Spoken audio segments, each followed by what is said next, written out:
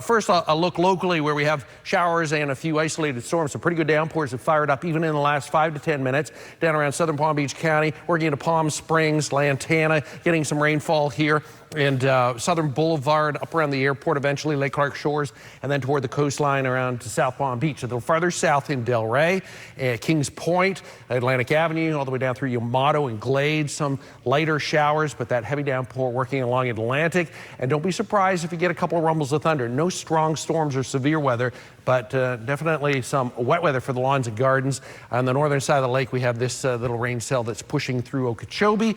It'll be away from the coastline, away from the lake in the next half hour, and then dry elsewhere, but showers and an isolated storm possible through about 7 and 8 o'clock tonight. Temperatures are 80s and 90s. We hit 93 officially today. Here's where the real heat is, though, in the tropics.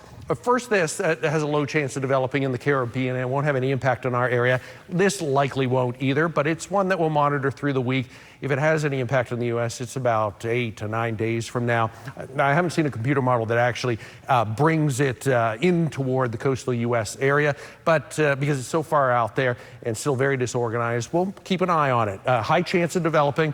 Our next storm name is Beryl. We, of course, had Alberto a couple of weeks ago, and this just isn't an area this time of year that you see development, so it may be late weekend, early next week before we start to see any development from that. Lee Potter and Jupiter Inlet Colony gets a nice shot of the sunrise today at the beach, and we're going to have another great sunrise tomorrow, too.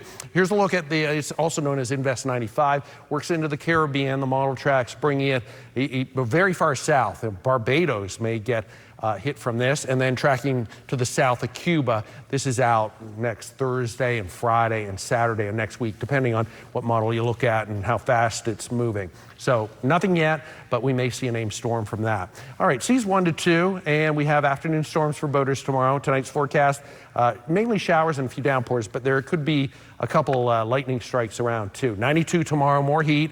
Afternoon storms, a good bet, and should be a little bit more widespread tomorrow and even on the weekend afternoons. Next week, not as active, sunshine and a little bit cooler, just a touch cooler out there too.